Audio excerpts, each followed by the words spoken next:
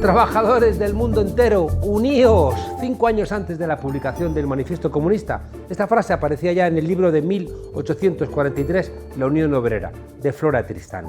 Inspirados por Marx y Engels, la unión y la solidaridad llevaron a los obreros internacionalistas a crear en 1864 la Asociación Internacional de Trabajadores. El objetivo: implantar el socialismo en el mundo frente al orden burgués capitalista. La explotación en ese momento era evidente para hombres, para mujeres y para niños, y las evidentes desigualdades no iban a soportar la organización de la clase obrera, que les generaba consciencia.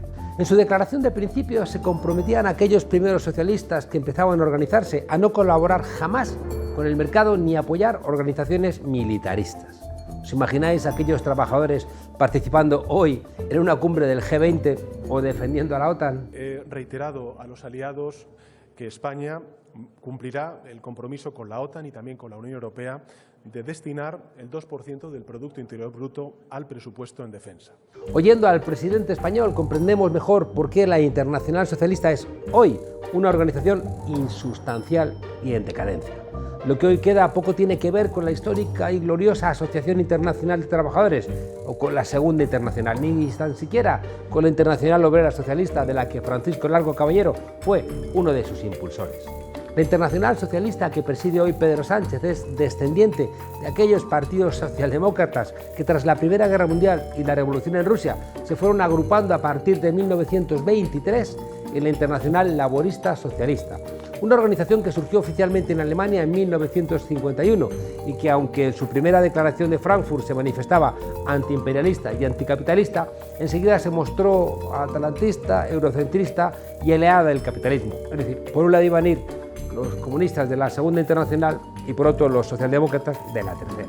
No se puede tomar a Marx como un todo absoluto, compañeros. No se puede. Hay que hacerlo críticamente. Hay que ser socialistas antes que marxistas. Este conglomerado de partidos socialdemócratas y laboristas tuvo su época dorada entre los años 50 y más o menos los 90. Eran los tiempos de Willy Brandt, de Olof Palme y de la Guerra Fría. Bajo su mandato, el de Willy Brandt se transformó en una organización verdaderamente global y con cierto peso, hasta que, salpicada por las sospechas de corrupción de sus dirigentes y adulterada por la incorporación de partidos de corte autoritario y antidemocrático, pensemos en el PRI de México, en el Mubarak de Egipto, Ben Ali en Túnez, en fin, al final esta organización fue cayendo en la irrelevancia.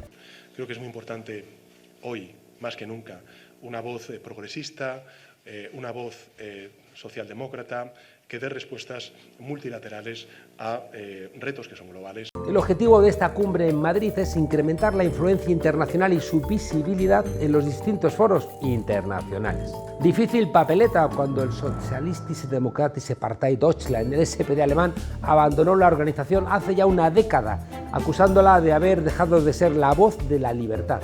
Para los socialdemócratas alemanes, lo relevante ya no era ser socialista, sino ser progresista. Alianza Progresista la llamaron. Complicado tener peso en el escenario global cuando en Latinoamérica, en África o en Asia no tienes prácticamente presencia. En América Latina, los partidos progresistas del cambio, los verdaderamente progresistas, los de Lula, Boris, Gustavo Petro, no son miembros de esta organización, mientras que algunos de derechas e incluso de extrema derecha, sí. Mal asunto cuando dices ser socialista, pero acoges en tus filas al PRI mexicano, al Partido Liberal Colombiano de Álvaro Uribe o al partido de Juan Guaidó en Venezuela. Ay. No lo sé, Rick, parece falso. ¿Cómo explicar a un joven de México, de Brasil, de Argentina o de Colombia que durante muchos años la Internacional Socialista se mantuviera alejada de América Latina porque entendía a este continente como el patio trasero de los Estados Unidos? Mejor no molestar a los americanos. Así se explica que no denunciaran el golpe de Estado contra el presidente Jacobo Arbenz en Guatemala en el año 54 y tampoco la invasión de la República Dominicana por los Estados Unidos en 1965. El golpe de Estado en Chile, el sangriento golpe de Estado en Chile en el 73, fue el primer desafío digno de ese nombre frente a Washington. Claro, y recordemos a Carlos Andrés Pérez, el presidente de Venezuela, amigo íntimo de Felipe González, que fue presidente de la Internacional Socialista. Por cierto, terminó siendo procesado por ladrón y en 1989 fue el que ordenó al ejército disparar contra su pueblo, aquel nefasto Caracazo. Es lógico que el acercamiento a Latinoamérica sea la gran asignatura pendiente de una organización que necesita volver a sus orígenes.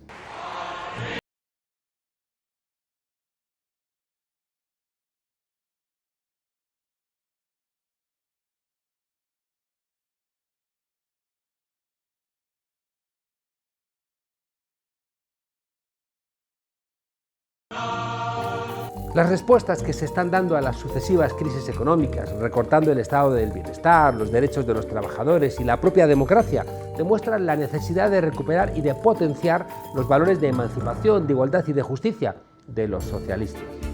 La Internacional Socialista debiera ser un instrumento operativo para la defensa de los intereses de los ciudadanos y las ciudadanas y para la potenciación de los espacios democráticos.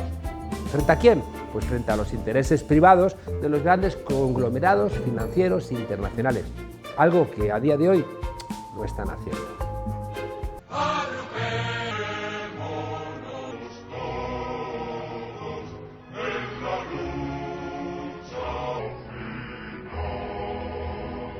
En algunos países, como Grecia, el PASOK desapareció del mapa. En Francia y en Italia los partidos socialistas van a la deriva, víctimas de sus incoherencias. En Francia, en concreto, sacaron un resultado ridículo. ¿Sabéis para qué sirvió? Solo para que Mélenchon no pasara a segunda vuelta. Cuidado, que estos son los que luego piden a otros partidos que se retiren. La ciudadanía no les diferencia de la derecha. Ven en estos partidos socialdemócratas una parte más del frente neoliberal y han perdido la credibilidad necesaria para que los vean como una opción válida para resolver sus problemas. Solo donde la derecha es fascista o franquista, la socialdemocracia parece realmente de izquierdas, pero ni siquiera. Es indudable que demócratas, claro que lo son, y por tanto son aliados contra el auge de la extrema derecha, pero la gente les identifica como algo demasiado parecido a los socios de ese binomio conservador. La gente lo cantaba en Madrid. PSOE y PP, en fin. En muchos lugares del mundo la gente ya no quiere centros políticos, que no son más que una coartada para que los poderosos sigan haciendo lo que les da la gana, mientras el pueblo se empobrece y pierde paulatinamente derechos. Yorgos Papandreou, Manuel Valls, Matteo Renzi son ejemplos claros de esto. O estás con los trabajadores o estás con las élites. ¡Ay, los tibios! En política siempre hay un momento donde cuando estás frente a las contradicciones, esas contradicciones pues se imponen, ya no puedes salir. Las contradicciones y la política son como el agua y el aceite. ¿Cómo explicar al pueblo saharaui y al Frente Polisario observadores en esta cumbre de Madrid y a los que han traicionado recientemente, apoyando el proyecto marroquí de autonomía para el Sáhara, por ejemplo, que la Internacional Socialista es antiimperialista, antibelicista y anticolonialista? ¿Cómo justificar ante un niño palestino que el Partido Laborista de Israel, la formación que dominó la vida política israelí hasta 1977 y que gobernaba Israel cuando la segunda intifada costó la vida a más de 5.000 palestinos, juega un papel preponderante en esta organización? Hay cosas difíciles de entender por muy edulcoradas que las presenten. Si te llamas socialista, nunca puedes ser cómplice de la barbarie.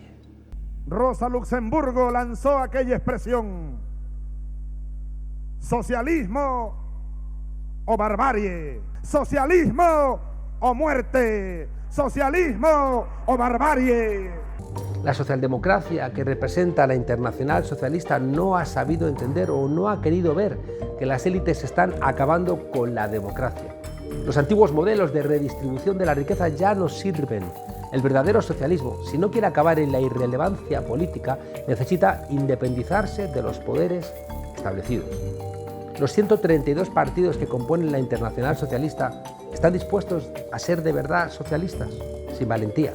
Y sin una apuesta clara por los valores que representa el verdadero socialismo, la reunión de Madrid no habrá servido para nada. Vas a enfrentarte de verdad frente a los grandes capitales internacionales que ponen de rodillas a los países pese a que voten lo que voten. ¿Alguien se imagina a los partidos socialistas quizá también representando la lucha contra el calentamiento global? Hoy los partidos socialistas debieran elegir un camino más radical, porque la alternativa es o la destrucción del medio ambiente, la destrucción del planeta o el auge de la extrema derecha. Pero parece que prefieren seguir aquel socialismo alemán que gobernaba cuando guardias de asalto asesinaron a Karl Liebknecht y a Rosa Luxemburgo a culetazos y echaron sus cuerpos al río. ¿Por qué? Pues porque se oponían a la guerra mundial. Hoy tenemos una guerra en Ucrania. Este Congreso no vuela alto. Un congreso en el que solo habrán elegido a un nuevo presidente más joven y, eso sí, mucho más guapo y más alto que Papandreou. Pero, ¿qué estamos hablando? ¿De simples lavados de cara? Ahí se Olof Palme levanta.